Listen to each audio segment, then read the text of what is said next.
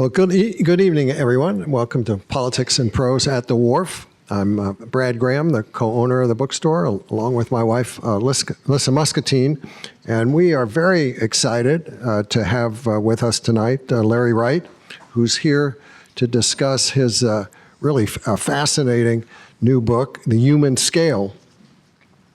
You know, one challenge in introducing Larry, I think this is the sixth time in the past dozen years or so that I've had the honor of doing so. But one challenge is that I'm running out of superlatives for him. He's written some great books investigating, among other topics, Al-Qaeda, Scientology, religion in America, and the psychology of twinship. His work, The Looming Tower, about the rise of Al-Qaeda and the intelligence failures that culminated in the 9/11 attacks, won the Pulitzer Prize for general nonfiction in 2007. He's also made distinguished contributions in other artistic fields, writing movie scripts, composing stage plays, and appearing in 2 one-man shows based on his journalism. And that's in addition to his job as a staff writer at The New Yorker, where he's worked for 33 years and where his pieces have won 3 national magazine awards. About the only thing he hasn't done is run a bookstore. So at least I have that on Larry. Now, while most of his books have been nonfiction, he has published 3 previous novels. God's Favorite, which is about the final days in power of Panama's military strongman, Manuel Noriega. The End of October, about a pandemic, which presciently came out just as the COVID pandemic was starting. And more recently, Mr. Texas, about politics in Larry's beloved home state. Not shy about taking on tough, complex subjects, Larry sets his new novel against the backdrop of the tragic, tortured relationship between Israel and the Palestinians. So it's obviously a very timely, but in addition to that, it's really a thrilling read. The story involves a down-on-his-luck Arab-American FBI agent who teams up with a seasoned Israeli cop to investigate the murder of an Israeli police chief in a West Bank settlement. The 2 men have to learn to trust each other because as they move closer to solving the case, they realize there's no one else they can trust on either side. And underscoring just how relevant the novel is, the story leads right up to the October 7th attack by Hamas. I'm partway into the book, and I'm really finding it hard to put down. I wouldn't have put it down if I didn't have to come here tonight to introduce Larry. From the opening pages, which start off with literally a bang, the plot unfolds steadily, the suspense builds, and the characters come across as real and representative of a wide range of perspectives. Reflecting Larry's own many years of reporting in the region, the story that he's invented captures many of the nuances of the conflict in the Middle East, along with the hatred, the violence, the corruption, and the suffering on all sides. So please join me in welcoming Larry Wright.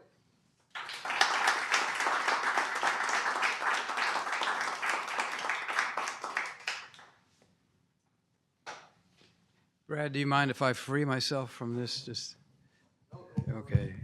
Well, thank you guys. I can't write a book without coming to Politics and Prose, and it's so deeply embedded in our family that our son was a barista here for a while, not in this location, but in the original. So it's one of the great stops on the literary market. You know, Brad mentioned something about what kind of book this is, and I thought I ought to explain a little bit about why it's a crime novel. It's not something I've done before, but I have certainly investigated crimes in the past. And the wonderful thing about crime is that it bores a hole into society. You know, when you have these detectives trying to find out who did it and why, they're actually drilling down into what kind of place do we live in and who are these people. So I had spent a long time in and out of the Middle East. Roberta and I, when we were much younger, we taught at the American University in Cairo, and there were practically no Americans in Egypt at the time. We had no diplomatic relations, and but it was a wonderful experience, and it certainly opened the eyes of a very parochial Dallas boy who had never really been out in the world. But that began my adventure into the Middle East. And let me say, I started off, I loved my students. I just thought they were wonderful students, and I enjoyed being around them so much. And after that, I began going to the Middle East for stories. Well, let me say, when I came back, this is relevant. My first job as a reporter was at the Race Relations Reporter in Nashville. And I was covering the civil rights movement. And so much about the conflict in the Middle East reminds me of that era. And the hatred that raced through our country, the violence, it was so intense. Maybe it doesn't compare exactly to what we're seeing now in Gaza, but the inclination towards hatred and violence was very much a part of my reporting. And the lesson I drew from that as a young person was that love was the answer. I know it sounds really corny, and I was told not to say it. But hatred is a very appealing emotion. You can unload all your problems on somebody else. And if you hate somebody really well, you can do anything to them. You can curse them, you can spit on them, you can kill them. And it's also a luscious feeling. It's a voluptuous feeling to hate. And I've seen a lot of haters in my career. But why did America succeed in healing this racial divide? And it was not soon or easy, but it did happen that people began to see each other as fully fledged human beings. That's the difference. And when I talk about the Middle East, the question that I have, I mean, in a way, this book is two mysteries. One is the crime story, and our detectives are trying to figure out who did what and why and when. The larger mystery is, why is this conflict so durable? I mean, I'm the same age as Israel. I'm not bragging about it, but this conflict has been going on my entire life. My entire life. You could say they're different episodes, but really it's just been one long war, interrupted by brief periods of peace during which the antagonists rearm. So and it often is said, this is an irreconcilable conflict. Well, in my lifetime, we had several impossible things happen. The apartheid ended in South Africa. The Soviet Union dissolved. We elected a black man president. These were never things that I expected to happen until they happened. But this conflict goes on and on. Vietnam comes, Iraq I, Iraq II, Afghanistan. All these things are wars that we had and they were over with. But this doesn't seem to ever have an end. And so, why? What is it that makes it so difficult to solve this problem? And there are many answers to that, but one that really struck me, in 2009, I went to Gaza, and it was right after Operation Cast Lead, one of the periodic Israeli attacks on Gaza with lots of bombing and an amazing amount of destruction. I didn't think I'd ever see anything more destroyed than Gaza then, but it doesn't compare to what we see now. And I thought, at the time, this was going to somehow come to an end. And I don't think, I was probably, the lesson I have learned in the Middle East is things can always get worse. And despite the fact that I sometimes think of myself as an optimist.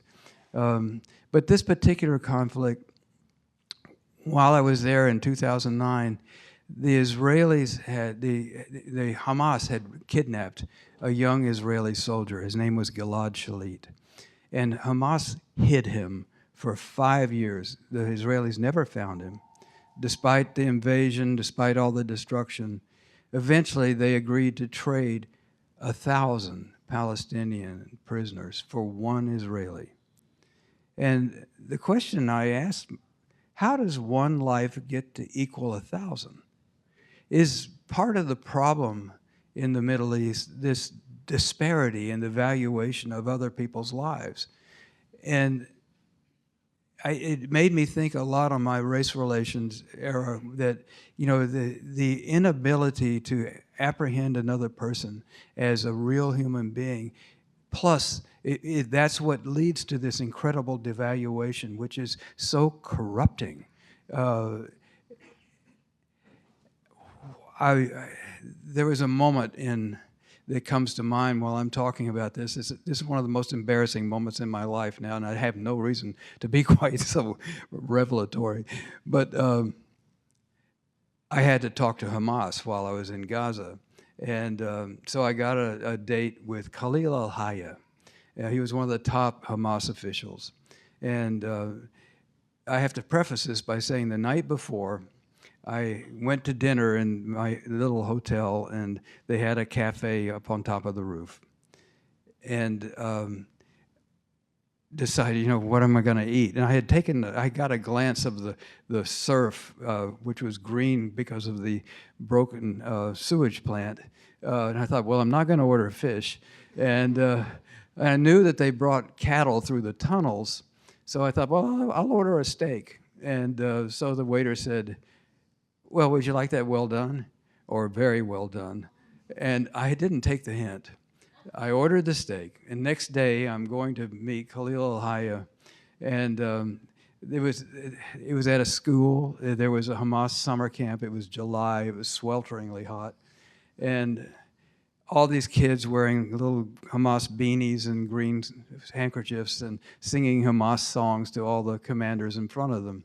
Finally, this comes to an end, and I'm ushered into this classroom where I'm sitting with al-Hayya, and then there's a semicircle of Hamas guys.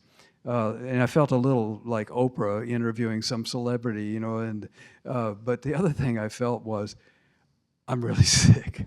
I can't hold this much longer. And so as I'm interviewing him, the thought in my mind was, just don't pass out. And I fell right out of the chair. And it was alarming to everybody. And out of nowhere, they brought a mattress into the classroom and covered it with prayer mats. And I lay on the mattress and continued my interview.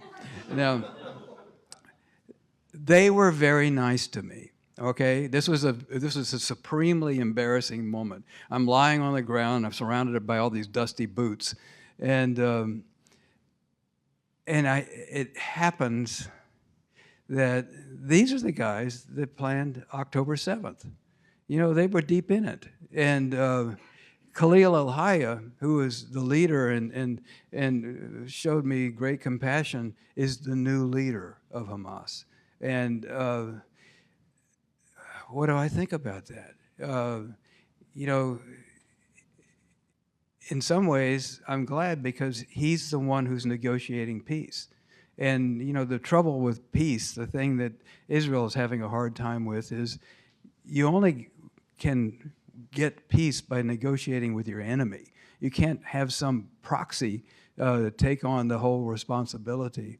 So I'm glad that Khalil al-Hayya, who I knew in one of the most embarrassing moments in my life, was, at least to me, showed great decency. So part of the job of a reporter or a novelist is to show the dark and light colors of humanity. And certainly with Hamas, there are some very, very dark tones. I think of, well, actually, what I think I'm going to do is read something here, because I wanted to introduce you to some of my characters, and I'm very fond of my characters. I hope you like them too. But 20 years ago, I wrote a screenplay. It was about the same subject, but Hollywood wasn't ready for it, and honestly, I hadn't solved the third act, so it never went anywhere. But the characters stayed in my mind, and in part because I found interesting and lovely people on both sides. And it's always alarming to think that these are the same people that we may get along, but they hate the people I'm going to talk to next. And if it happened to get in the same room, you know, blood might be shed. It's a tense feeling, because as a reporter or, you know, a writer, you're moving through different personalities who have different histories. And part of what I wanted to do in this book was to establish characters who represent perspectives that people might not be familiar with or have been taught to hate. And I wanted, if they can identify with the characters, then it might enlarge the perspective. And if anything is going to make a difference in the road to peace, if there is a road to peace, it is that the perspective has to be enlarged, and people have to see the humanity of the other. So that was my goal, and my big goal in it. But on the other hand, there's a romance. The two main characters, Yossi Ben-Gal, he was a deputy chief of police in Hebron. And Hebron is a character in this, because Hebron, have any of you ever been to Hebron? Yes, okay. Oh, not on an official capacity. All right. It's one of the most hateful places I've ever been. The first time I went, it could be a beautiful town. It's the old part of the town is on the Register of Historic Places. What's the world term? One of the world cities, yeah, World Heritage, yeah. And yet, for decades, it's been divided between the Arabs and the Jewish settlers. There are about 700 Jewish settlers, most of them in a settlement called Kiryat Arba, and is one of the most radical of all, one of the very first settlements, and one of the most radical of all of them. And it's set amid a town with, you know, a region of more than 200,000 Arabs. And so there's a battalion of IDF soldiers who are stationed there to protect the Jews against the Muslims, the Arabs. And that's all they do. I mean, they will. An example is in 1997, when I first went to Hebron, there was some skirmish with kids who were throwing rocks at soldiers, and at that time that made worldwide news. So I thought I'd go take a look and see what was going on, and I saw kids throwing rocks, but the soldiers were on the other side of a house, so they were throwing rocks. They couldn't even get over the roof. But there was an old shopping street that ran through the old part of town called Al-Shahada Street. And it was very narrow. It was like between me and Ed here, that wide, and you know, shopkeepers all along. And school had just let out, and these girls in their school uniform were walking home down this tight little spot, and there were some settler kids up on a terrace throwing rocks down at these girls. And then one started throwing rocks at me. Now, that really pissed me off. And, you know, you think, hey, son of a bitch. And I really wanted to pick up the rock and throw it back. But I spotted the Israeli soldier standing there with his M16 to keep me from throwing a rock at the rock throwers. And that taught me a lesson. And then 2020, just last 2023 in February, I had finished a draft of this book, and I went back to Hebron with Issa Amro, he reminded me so many of the people that I interviewed when I was working at the Race Relations Reporter. He was the same guy as the bus counters, the sit-ins at the bus, at the diners, and the people that rode the buses and got beaten. He was willing to be beaten in order to witness and stand as a witness. And he is the only one, I think, in all of Hebron that is willing to do that. And he's well known to the Israeli army, and he knows all the rules. But he was taking me around, and there was a Belgian photographer with us. And the Al-Shahada Street has mostly been closed down by the Israeli army. So there's all these vacant spaces. And there was this young soldier who was standing guard on the street. And this street was closed to Arabs. So Issa had to walk a separate way through this Muslim graveyard that paralleled it. And so the young soldier, I want to say that you can't go to Israel without being impressed by how young the people are in the IDF. He was probably 18 or 19 years old, just out of high school, as most of them are. And he stopped us and asked, who we were, and we showed our passports. And Issa's just, on the other side of this wall. And so when we got to the end of the block and Issa came down, the soldier came rushing up and confronted Issa. And he was kind of pushing at him and, toying with him, I guess I would say. And Issa, he stood his ground and said, "Talk to your commander. We have a perfect right to be here." And he wanted Barbara, the photographer, to delete what she had shot and so on. And she did. But then, so he said, "Call your commander." And so he called his commander and said, "We have some liberals here."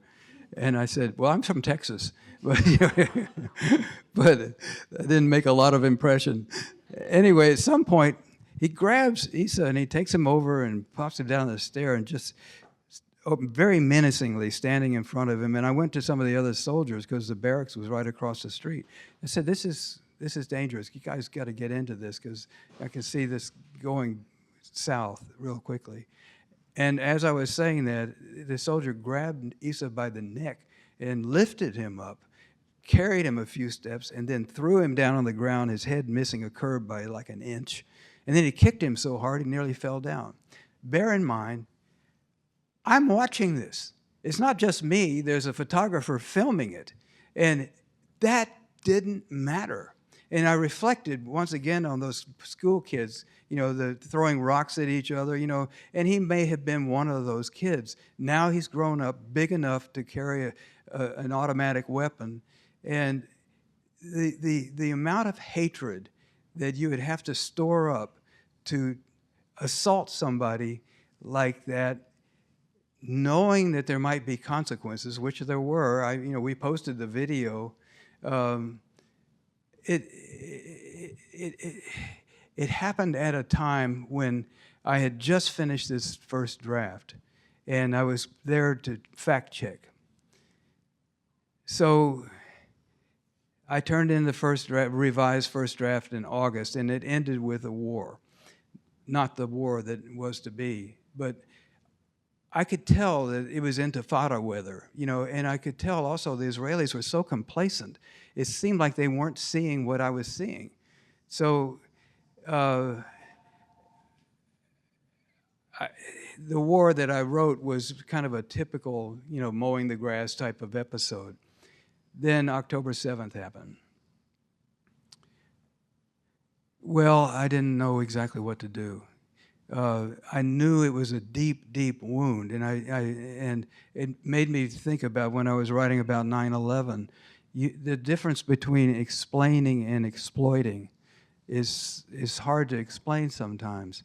And I could either go back in history and write about this crime, and October 7th is somewhere far over the horizon. I could go into the future, which I didn't know, and write it like that. Or I could just go through the door and try to be as compassionate as possible in dealing with this horrible, horrible tragedy. So that's the road that I took. Now, Yossi Ben Gal is the deputy who takes on the assignment of finding out who beheaded his chief. And Yossi is like a lot of people you will meet in the IDF or Mossad or any of these agencies. He's a tough guy. You don't get past him. And he believes with all of his heart that Israel is the last safe place for Jews, and he will do whatever it takes to keep that true. Anthony Malik is a Palestinian American. He's in the FBI. All these people are modeled on people that or composites of people that I've met over the years. But he had worked in the region. He spoke Arabic, but he'd never been to Palestine. And here his cousin was getting married, so he thought he would go. And he came at just the wrong time because they were looking for newcomers who might have come in and killed the chief. And so he's under suspicion. And then they learned that he's in the FBI, and that, moreover, he has a lot better investigative skills than Yossi ever had. So there's this tense relationship. My ambition in it was to present each of these men with their own kind of dignity, and in the hopes that the reader would admire them even if they didn't agree with them, because that's the opening door, I think, to understanding another personality. So it also happens, to get back to this romance that I promised you, that Yossi has a very attractive, intelligent daughter. It happens that that Sarah, who is studying political science at Sciences Po in Paris, is home for the holidays, and she meets this appealing young FBI agent. Her father happens to be passed out. It's a Jewish holiday, and he treats all of his Jewish holidays as Purim. So every time there's a holiday, he ties one on, and he's sleeping on the porch. So this leaves Sarah and Malik together. And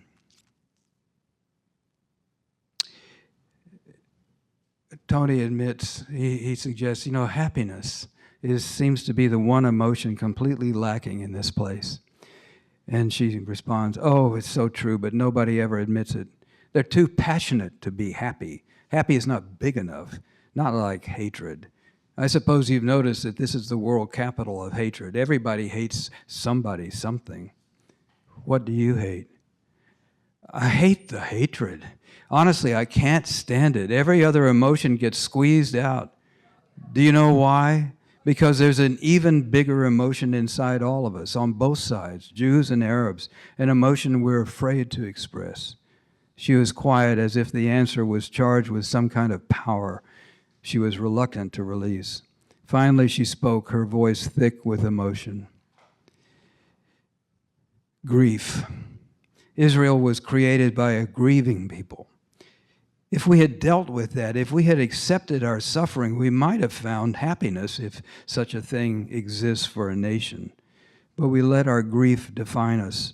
All this rage, this depression, shame, this insistence on revenge, they are expressions of a grief that is too big for us, too big for any people. And then we made the Palestinians, in our image, a grieving and dispossessed people. She looked apologetically at Malik. "I shouldn't speak for you. Is that how you feel as a Palestinian?" Malik took another sip of wine. The conversation was taking him into deeper water than he had expected, and his head was already clouded by drink. "The longer I'm in Palestine, the more American I feel. But something has changed. It's deep. I'm getting acquainted with where I came from, or at least part of me, the Palestinian half. I can see what I lost, the connection with my roots, but I haven't been able to.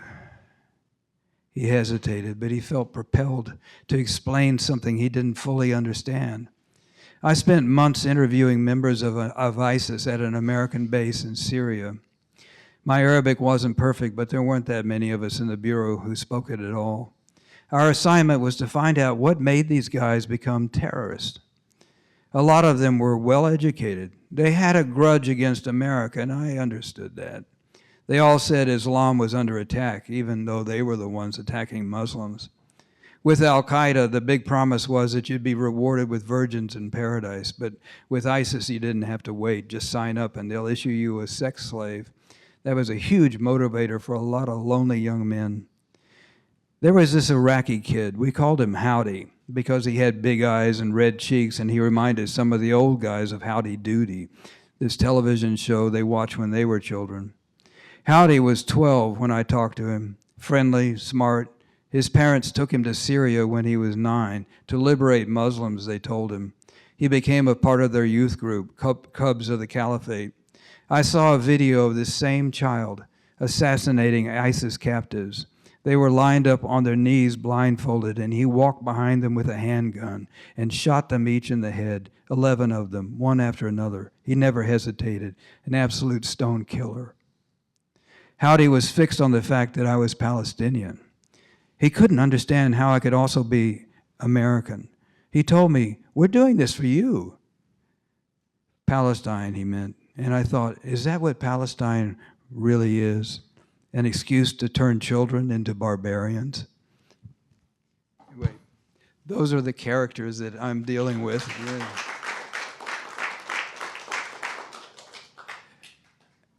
Let's see if there's something else I wanted to say before I took questions. Why don't I take questions, and then I might remember something else. If you have any questions. There's a young woman back over here who said something to me many, many years ago. I doubt she remembers it. But I use this, that's you, yeah. I use this line in there, how long will the Middle East be a cemetery for youth and talent? Yes, that was you, yes. So like that, I've, over the years, found people that I could, intelligent people who have a perspective that I might not have had. And I've kept in mind those personalities and the wisdom they shared with me. So thank you.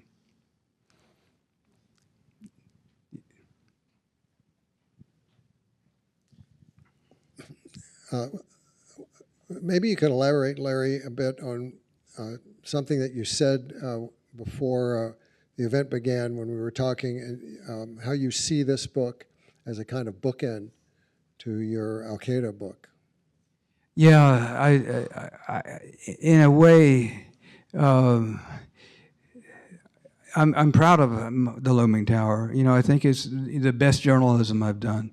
But there's a limit on journalism because you cannot actually get into people's minds. And, you know, I could look into their eyes, but I couldn't look on the other side of their eyes. And if I could, that's why the novel will always be with us, because there's not another art form that allows you to penetrate that deeply into another person's mind.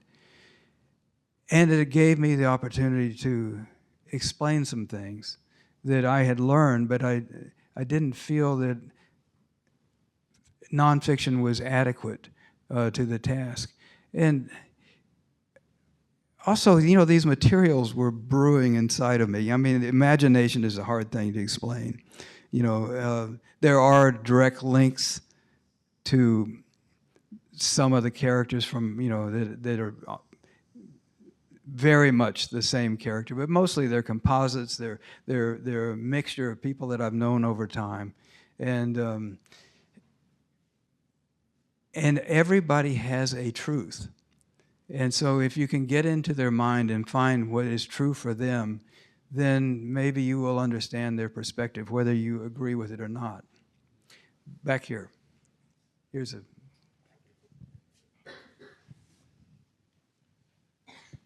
Thanks. I was just wondering if you saw any parallels with your last novel about Texas it seems that there's a great compassion in your book for the characters and the people, but there's a sense in which they've been let down by their political leaders and their political system. And it seems like we're in a time where, although it's not as extreme as Palestine or whatever, our divisions in this country are trending a little bit towards hatred too. Yeah, thank you. As a Texan, I won't take offense to the comparison with the Middle East, but I've been thinking a lot about this. I started off talking about how durable this conflict is, but what's worrying me is how expansive it is. It has spilled the boundaries. It has become so deeply embedded in our own politics. It fills the streets. It fills the universities. We're obsessed with it, and these protests do, as far as I can tell, do little more than replicate the anger and the hatred that you find in the region. They just port that over here rather than sending solutions back the other way. And there are things that can be learned from the American experience. I talked about race relations, that Arabs and Jews do fine in Brooklyn. They're very similar people. And there was a time when I thought, I got this. I can solve this problem. I had read this book by David Ben-Gurion and Yitzhak Ben-Zvi. Ben-Gurion was the founding prime minister of Israel, and Yitzhak Ben-Zvi was the second president. And they had been expelled when they were in law school in the Ottoman Empire, and they found themselves in lower Manhattan. So they wrote this book. And it was an eye-opener for me because Ben-Zvi especially was kind of an archaeologist, and he would go into the Arab villages and he would find menorahs in the windows. And in the cemeteries he would find Hebrew. And he and Ben-Gurion came up with this theory, which I think is totally accurate, that the Palestinians are Jews. They're the Jews that didn't leave. And many of them converted to Christianity. Many converted to Islam because they wouldn't have to pay taxes. And so, and there's another long thing that I could go into about the Babylonian exile, which is really interesting. But it struck me that, if the Jews and the Palestinians could realize that they are the same people, then they might take a big step towards reconciliation. And so I started studying the genetic studies of the populations. And the 90-something% identity between Muslims, Arabs in Gaza and Ashkenazi Jews. That knocked me out. And so I thought, I was doing this one-man show in Tel Aviv. I thought, I'm going to go over there, I'm going to let them know this. And yeah, we knew that. It didn't matter. And that really stumped me, because I thought, how can you continue to hate each other so much when you are basically identical? And then I read another book, which this place calls up the influence of books. It was called The Need to Have Enemies and Allies by a Cypriot American psychiatrist named Vamek Volkan. And he had grown up in Cyprus, which was populated by Greeks and Turks, historic antagonists. And they dress very similarly. The men, in both cases, would wear these white garments, white robes, and they would have different color sashes. The Turks would have a green sash, and the Greek guys would have a blue one. They smoked different cigarettes. That's the difference. You could tell who they were by those two things, and only those two things. In Northern Ireland, the Catholics and the Protestants painted their doors different colors. The Hutus and the Tutsis, they were so alike, they had to ask each other which tribe you're in before they killed them. So and Vulcan references Freud's observation about the narcissism of minor differences, that people who are more alike are more antagonistic towards each other than people who are greatly different. And so that really opened my eyes. The genetic similarity was not a road towards reconciliation. Indeed, it's antagonizing.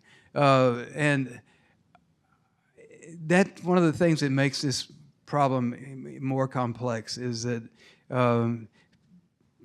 I think the hardest question on either side, if you're going to talk to Arabs in Gaza or the West Bank, or Jews in Haifa or Tel Aviv, and you ask them, who would you be if you were on the other side? It's almost unanswerable, because people who are the most vociferous, the angriest, the most hate-filled are the very persons you think they would be if they were on the other side. Moreover, they know it. And Moshe Dayan, he was a famous Israeli warrior, he used to talk about that. That basically he was a warrior and he would be a warrior on either side. But that, in terms of trying, my contribution to this is just to try to widen the lens for the reader and let them see a broader perspective in this region.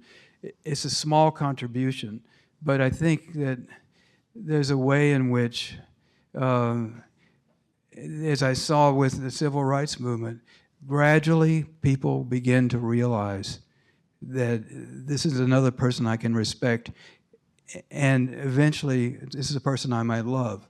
So it's a long road, but it is, to be honest, it's time for the world to say enough of this, because these people desperately need peace, and they can't seem to find it on their own. And I don't know exactly what entity would be, but it's too dangerous, not just for them, but for us. I have some counter-terrorist friends here. The modern age of terror was born in the Palestine diaspora.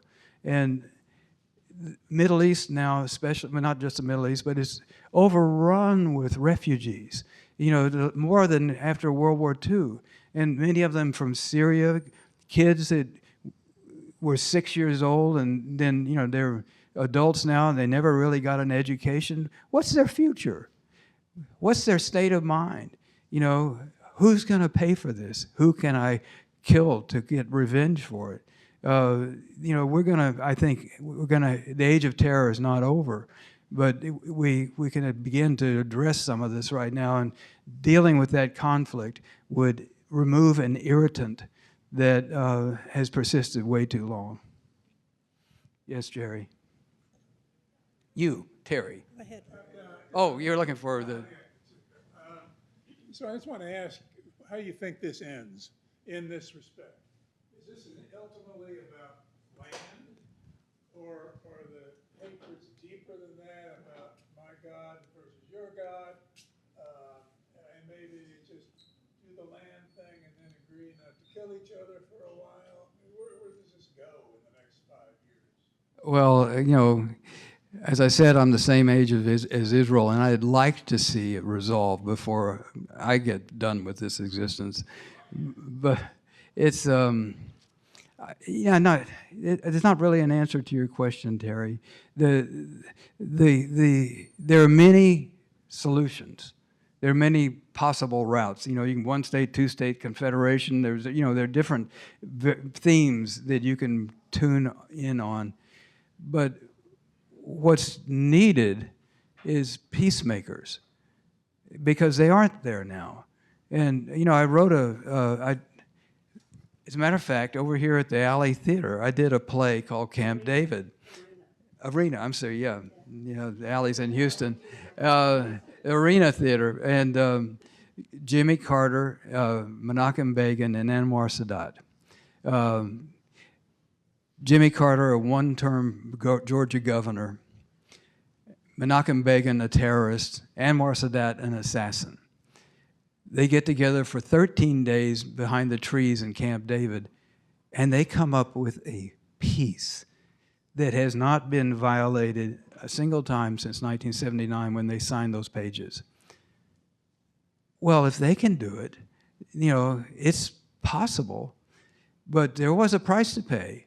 Menachem Begin came home to widespread demonstrations against him. He made a really foolish mistake thinking he could do anything, and he invaded Lebanon. It was supposed to be 2 weeks of war, and it was 18 years. And he lived in this dead-end street, and the people, for years and years, it was like the hey, LBJ, how many kids did you kill today? And it haunted him, and he refused to order them dispersed. But he lived in solitary retirement, a very sad man. Anwar Sadat was assassinated. The assassin was assassinated. And Carter lost the election. He even lost the Jewish vote. He had given to Israel one of the greatest gifts ever. But they all paid a stern price. And I think a lot of political leaders have taken note of that. But if you don't take the risk, you're not going to get the reward. Right now, there is a cycle in Israel and Palestine. Whenever there is a close approach to peace, the Camp David Summit, the Oslo Accords, the saboteurs come. Yitzhak Rabin is murdered.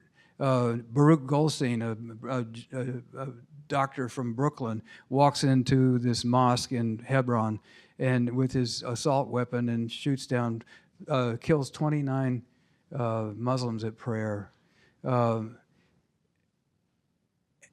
bus bombs, the bus bomb campaign cranks up. These are people who don't want peace. And why did October 7th take place when it did?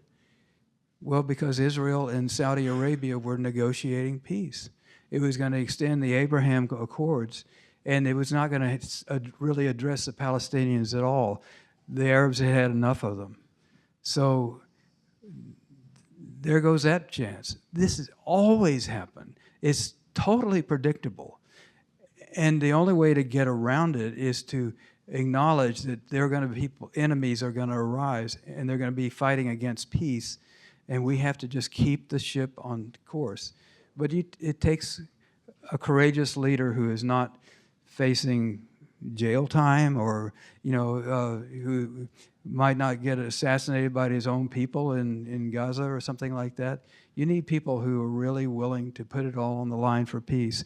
And we have, the Palestinians have been very unlucky in democracy, and I would say, that may be true of the Israelis as well. This is maybe out of this volatile, bloody moment, there'll be a chance to open a gate that would lead to some kind of peace.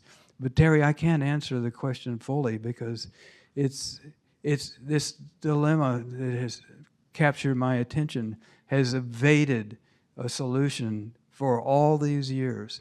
And so it's gone through my whole life, but I'm wondering, will it go with my children, my grandchildren? I don't know how long it will go and how long it'll be permitted to go.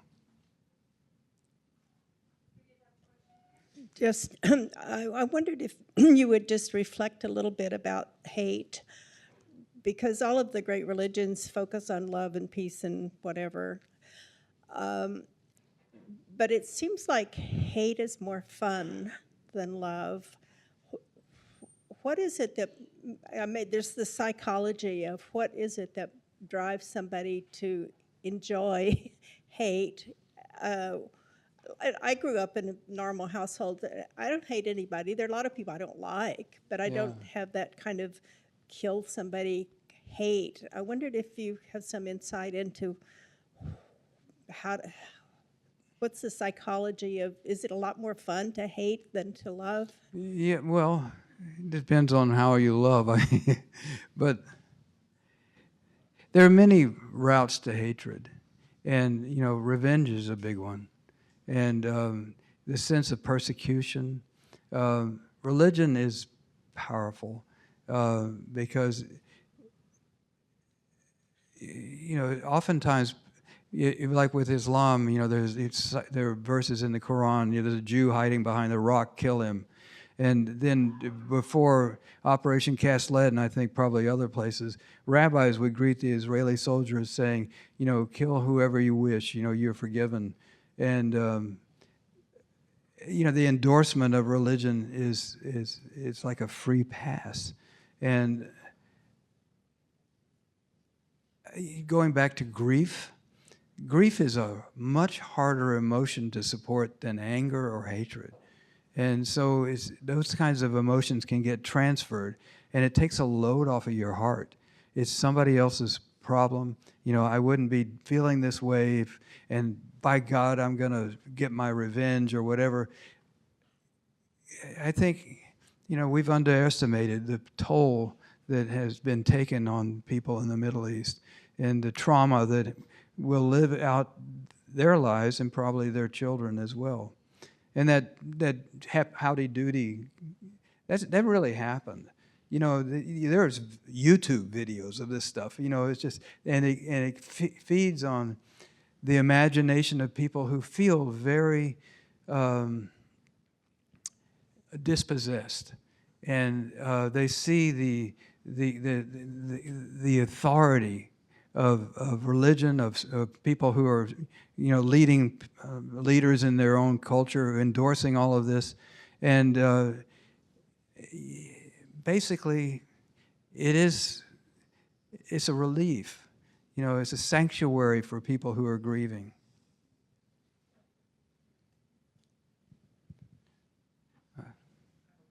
Yes. I was interested in the Karen Armstrong quote at the beginning of the book, which says, "All fundamentalism is rooted in a profound fear of annihilation." You've talked about hate and love, but certainly fear is a big part of what's going on. Yeah, and I was thinking today, because these Israeli airstrikes that have been so damaging, and you can just wonder how fragile people must feel in an environment where they have no home and bombs are just falling randomly and people they know are getting killed. And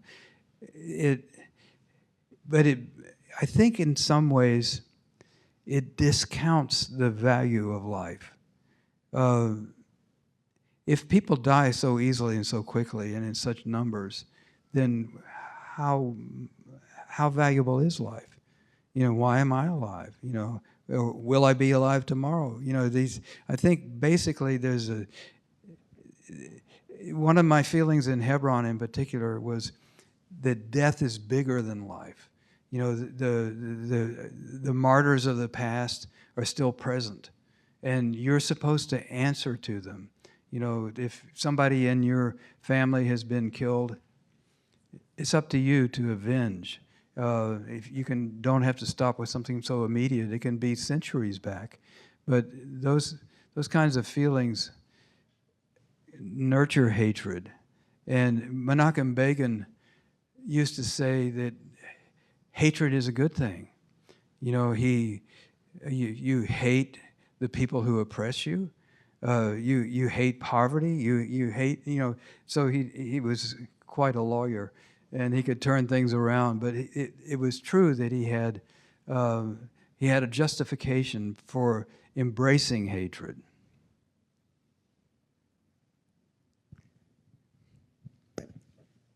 Hi, Larry. When we talk about the intractability of the problem, I think some of it has to do with the stories we get here in America about the region and how hopeless it is. And I was wondering if in your travels there you have found pockets of hope in terms of alliances that we don't hear about here, but Palestinian Arabs and Israeli Jews working together, whether in nonviolent resistance, which harks back to the civil rights movement here and the anti-apartheid movement in Rwanda. I mean, there are models that are people there picking up on that might give us more hope, might create a virtuous cycle of support. There was more of that in the past, I think. There were villages in in Israel or in the West Bank. I don't remember which. Where Arabs and Jews would go to school together. There's still, there are some Arabs. There's Israeli Arabs that have done okay. There are a lot of students that are accepted into Hebrew University, for instance, but it's not a good time for that. It's the lines have been crossed. Drawn in the sand so vividly that I think people are afraid to reach out. It used to be that thousands, tens of thousands of Palestinians would go to work in Israel every day. It used to be that people would drive an hour from Tel Aviv and have dinner in Gaza City. That was 40 years ago, maybe, something like that, and things have just gotten more and more tense. So those opportunities for those kinds of exchanges have diminished. Roberta,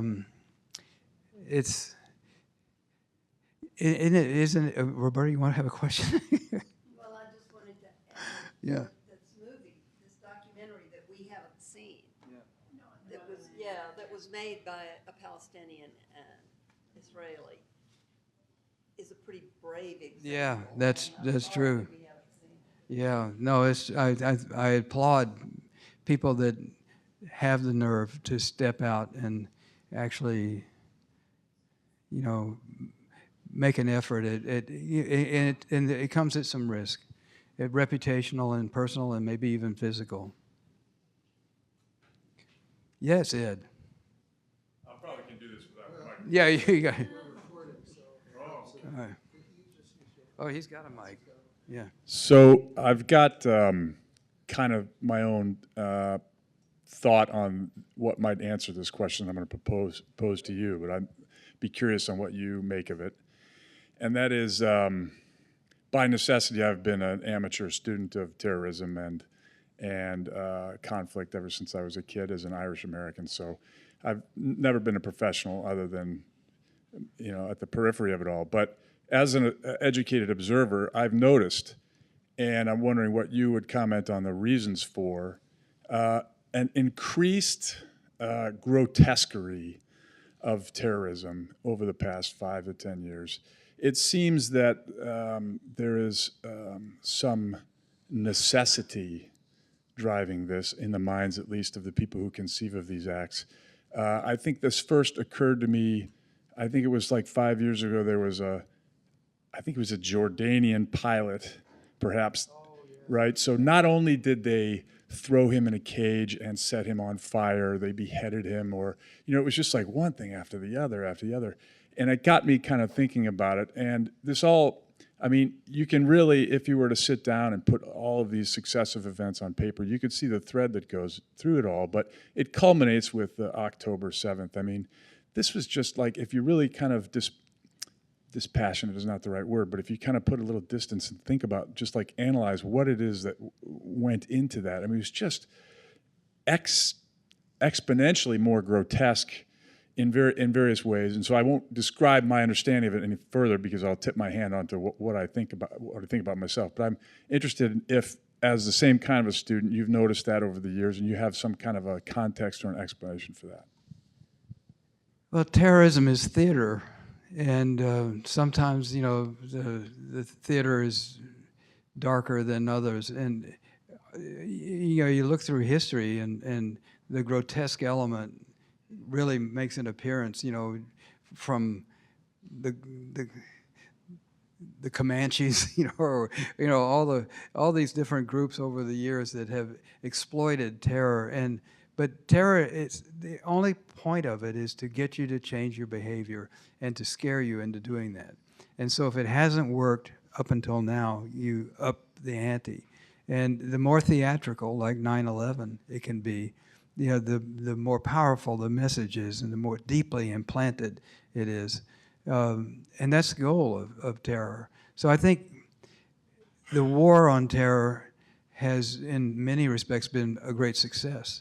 We haven't had another 9/11, and it's thanks to a lot of really hard work and in dangerous environments. But if given the opportunity to commit something else like that that was even worse, say a dirty bomb or an actual atomic bomb or something like that, I don't think they would hesitate. I mean, because the goal would be to scare the shit out of everybody and get our way. Terrorism sometimes works.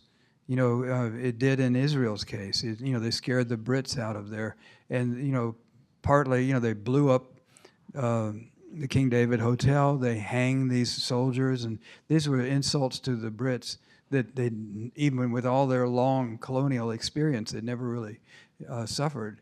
And so the theater of it got in all the newspapers. Everybody was talking about it, and so enough with this British mandate, and they walked away from it. It's sad that it happened because I think the British mandate would have been a workable solution, but it was not something that the people who were leading the terrorist groups were willing to settle for. What was your version, Ed? Now you got us all teased up for it. Well, I think you're absolutely correct. I think if my understanding of it is my emerging understanding of it, I think, curiously enough, sheds a ray of hope on the whole thing. And that is that if in the age of increased communications, that is to say, instantaneous video, color video, anywhere in the world, means that not only are terroristic images that want to scare us into doing X and Y, not only can those travel instantaneously around the world, but rationales that are against violence and in support of peace also are threatening to those who professionally practice violence.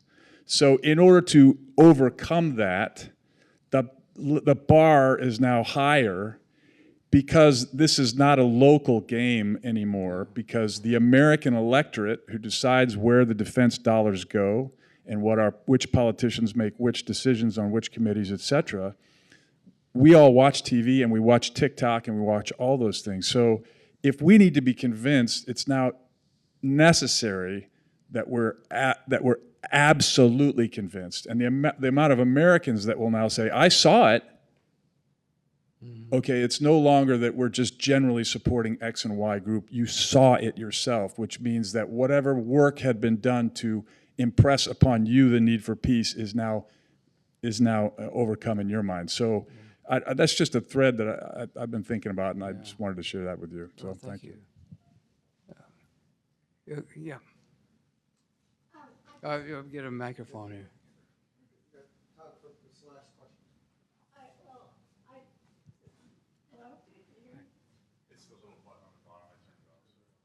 All right. I just wanted to respond to your question about people working in this terrible climate that's happening in Israel, Palestine. And there are groups, and there's a Land for All, which is working on kind of a confederation model of Israelis, how Israel and Palestine can come together politically. But there's Women Wage Peace, who work with Women of the Sun. Women Wage Peace is Jewish Israelis, Druze, Bedouins, women in Israel working with Women of the Sun in Palestine. And there's the Families Forum. So there are places to plug in that we can support to help to lift up their voices and at least provide, I don't know what we can provide, but. Yeah. Well, I want to thank all of you. This was fun to have this conversation and have a chance to talk with each of you and have your own ideas, and it's helped me as well. So thanks so much. Thanks for coming.